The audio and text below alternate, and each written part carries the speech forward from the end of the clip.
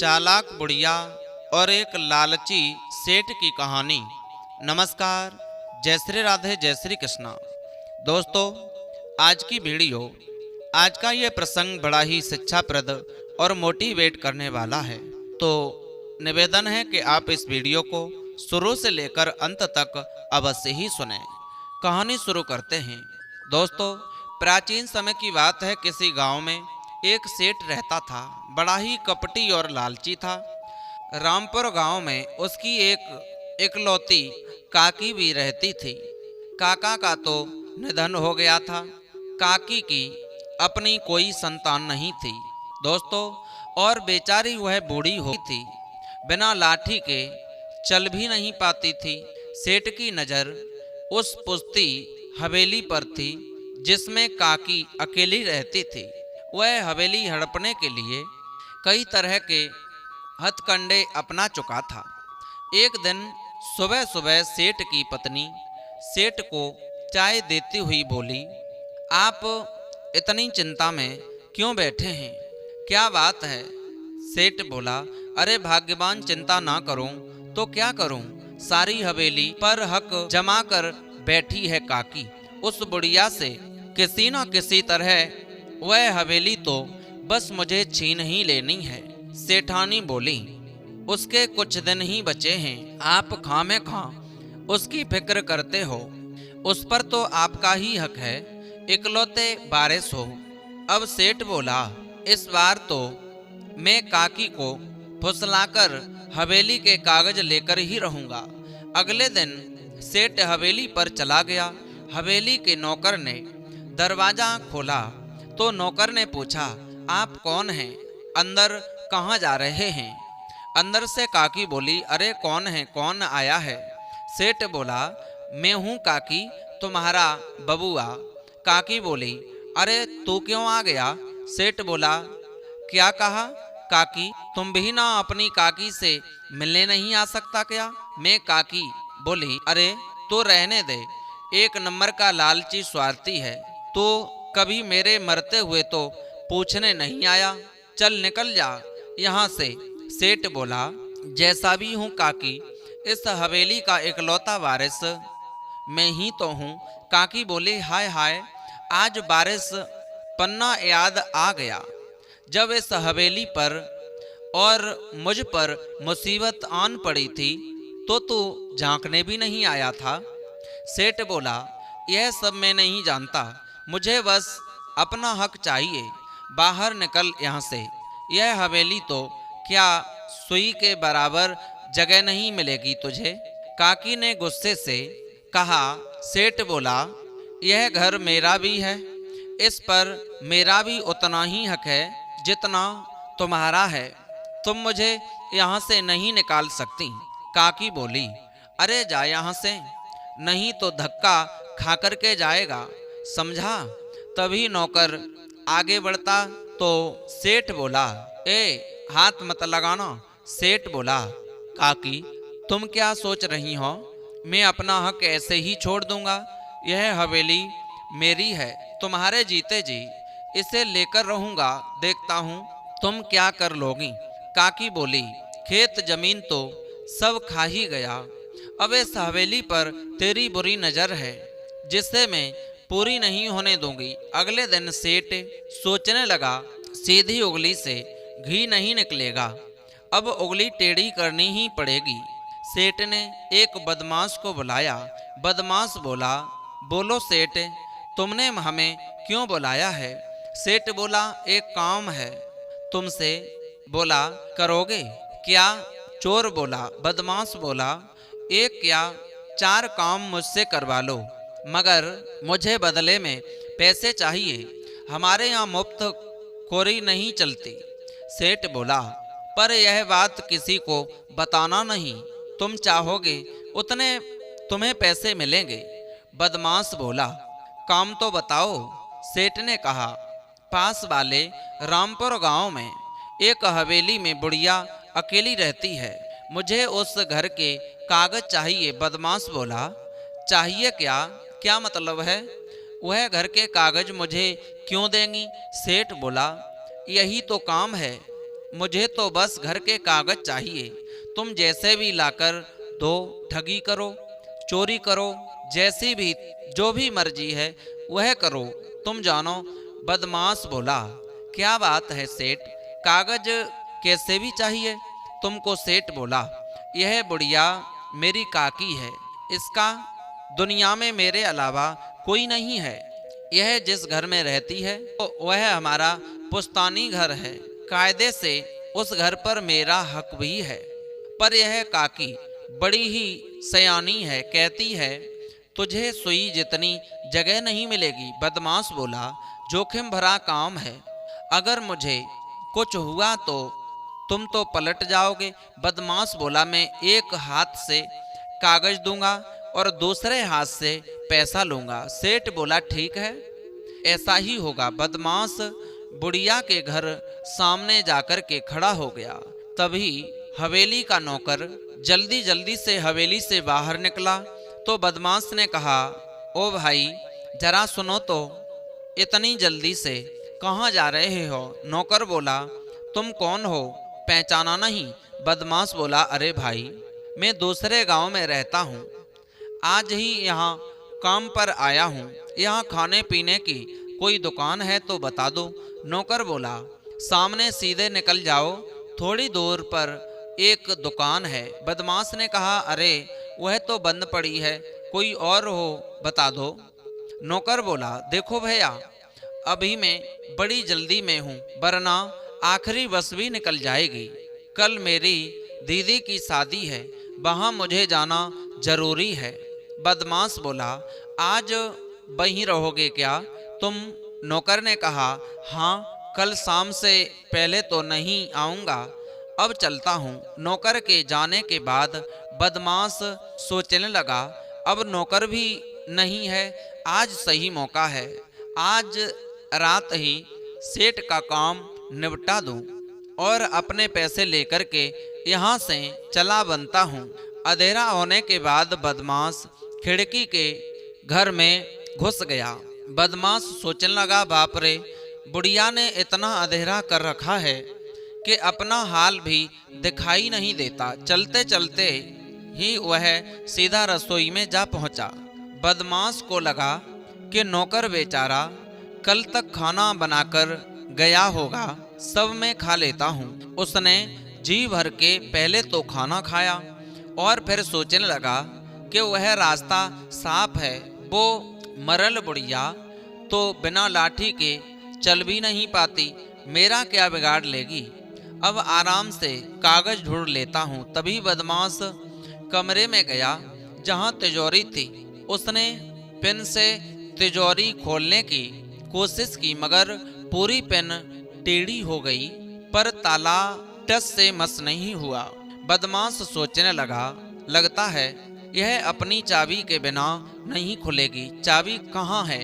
ऐसा सोचता हुआ वह इधर उधर घूमने लगा तो एक मूर्ति से टकराया और मूर्ति नीचे गिर पड़ी। मूर्ति की आवाज सुनकर काकी सोचने लगी, आज तो पक्का चोर घुस आया, अब क्या करूं? बदमाश सोचने लगा, यहाँ चाबी नहीं है, जरूर बुढ़िया के कमरे में होगी, मुझे वहां जाना चाहिए। बुढ़िया कुछ सोचने के बाद बोली, रमैया, अरे ओ रमैया, कहाँ मर गया, सुनाई नहीं देता? सोचने लगा, यह बुढ़िया पगला गई है, आधी रात को चिल्ला रही है।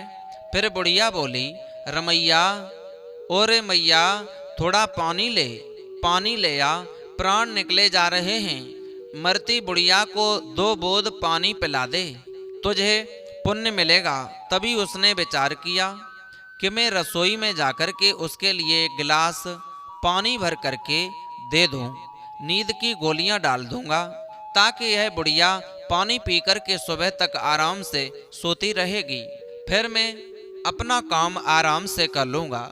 बुढ़िया फिर बोली, रमैया, थोड़ा पानी ले आ, प्राण निकले जा रहे हैं, मरती बुढ़िया को 2 बूंद पानी पिला दे, तुझे बड़ा पुण्य मिलेगा।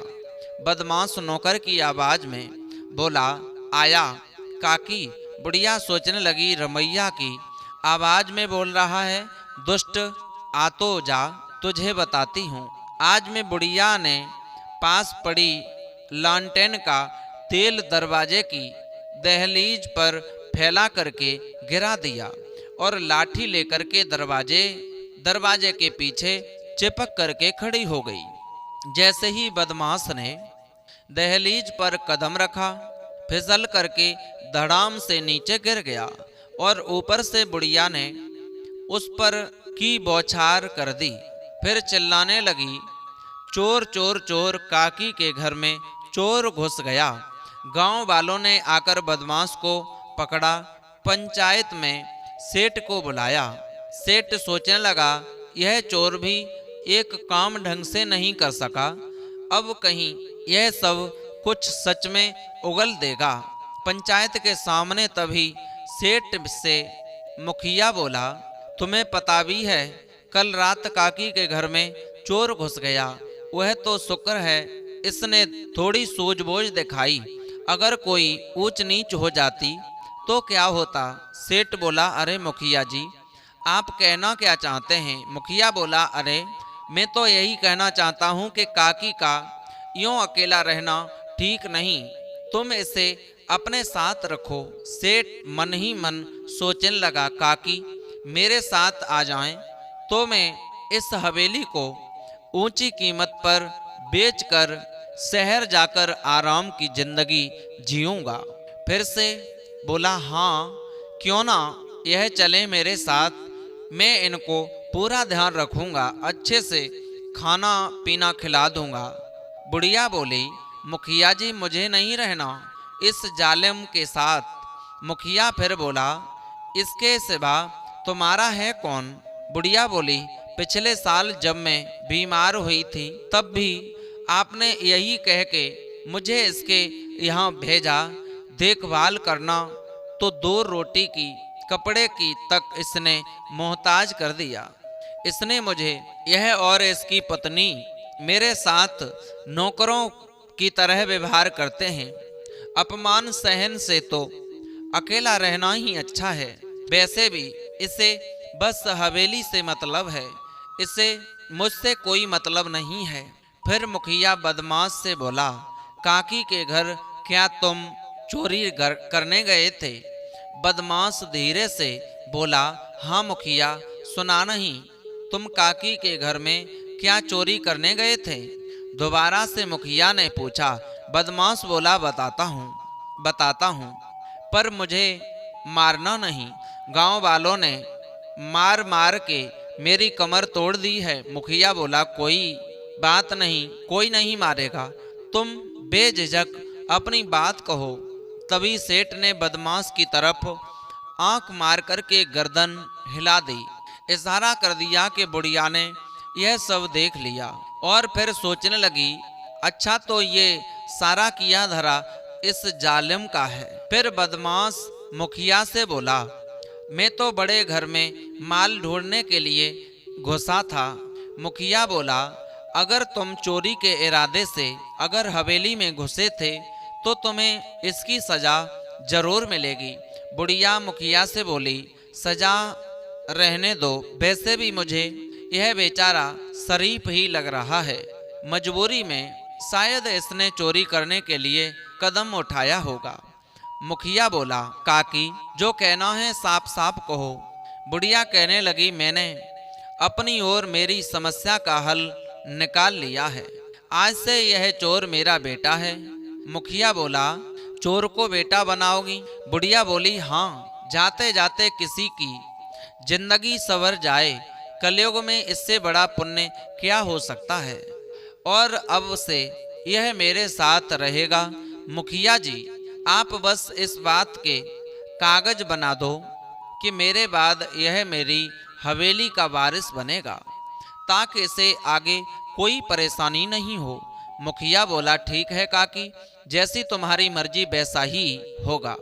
बुढ़िया और बदमाश घर पहुँचे तो बदमाश बोला, काकी मैं तो चोरी करने आया था और तुमने मुझे सजा से तो बचा ही दिया, साथ ही अपना बेटा भी बना लिया। बुढ़िया बोली, बेटा कोई बात नहीं, तो अपने आगे की सोच, वैसे भी जो चीज तो चुराने आया था, अब तुझे मिल गई है। मैं कुछ समझा नहीं। बुढ़िया बोली, जानती हूँ कि तू हवेली के कागज चुराने आया था। बदमाश बोला, आपको कैसे पता चला? बुढ़िया बोली, और इस घर में इसके अलावा रखा ही क्या है? चोरी करने के लिए चल। अब यह सब चोरी चकारी छोड़ करके कोई ढंग का काम शुरू कर दे। दूसरी तरफ सेठ सोच रहा था कि अब तो बाजी उलट गई। अब हवेली लगता है हाथ से चली जाएगी। अगर इस बदमाश ने सच भी बता दिया तो गांव में हुक्का पानी तक बंद हो जाएगा। पुलिस में रपट लिखा दी तो ऊपर से सजा होगी। सेठ ने बदमाश को एक सुनसान जगह पर मिलने के लिए बुला लिया। सेठ बोला, तुमने किसी को कुछ बताया तो नहीं? यह लो पैसे और हवेली के कागज मुझे दे दो और चुपचाप यहाँ से खिसक जाओ। बदमाश बोला, कौन से कागज? कैसे कागज? हवेली मेरी माँ की है, उनकी ही रहेगी। वह मेरी माँ ही हैं, तुम उन्हें तंग करने की सोचना भी मत। सेठ बोला, तुझे क्या लगता है मैं तुझे वह हवेली इतनी आसानी से ले लेने दूंगा? मुझे हवेली होली नहीं चाहिए।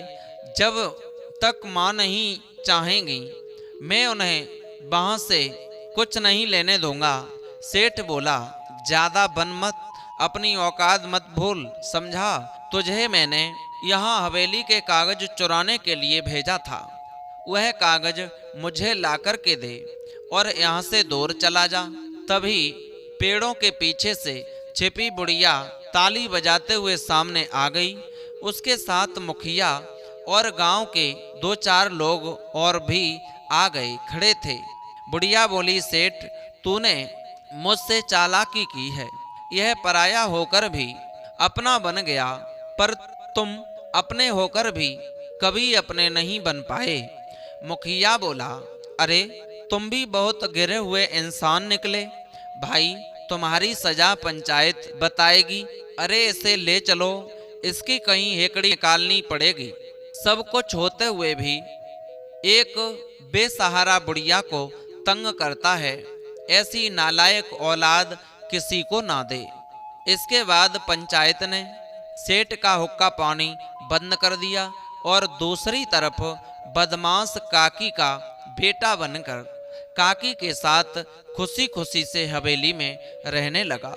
दोस्तों, उम्मीद है ये वीडियो आपको जरूर पसंद आई होगी कि हमें सिर्फ एक माल खजाने को हड़पने के लिए किसी लालच में आकर के ही किसी की सेवा नहीं करनी चाहिए, बल्कि लालच बुरी बला होती है जिसे हम पाना चाहते हैं। यदि हम सेवा करेंगे तो हमें वो मिल ही जाएगा, लेकिन हमें किसी तरह चालाकी से उस चीज़ को नहीं पाना चाहिए। जो हमारी किस्मत में है वो तो हमें मिल कर के ही रहता है। तो दोस्तों, आप समझ गए होंगे कि उस चोर की किस्मत में था, उस सेठ की किस्मत में नहीं था, इसीलिए उस चोर को मिला, उस सेठ को कुछ नहीं मिला। दोस्तों, अब लेते हैं विदा, फिर मिलते हैं नए इंटरेस्टिंग टॉपिक के साथ मोटिवेट करने वाले।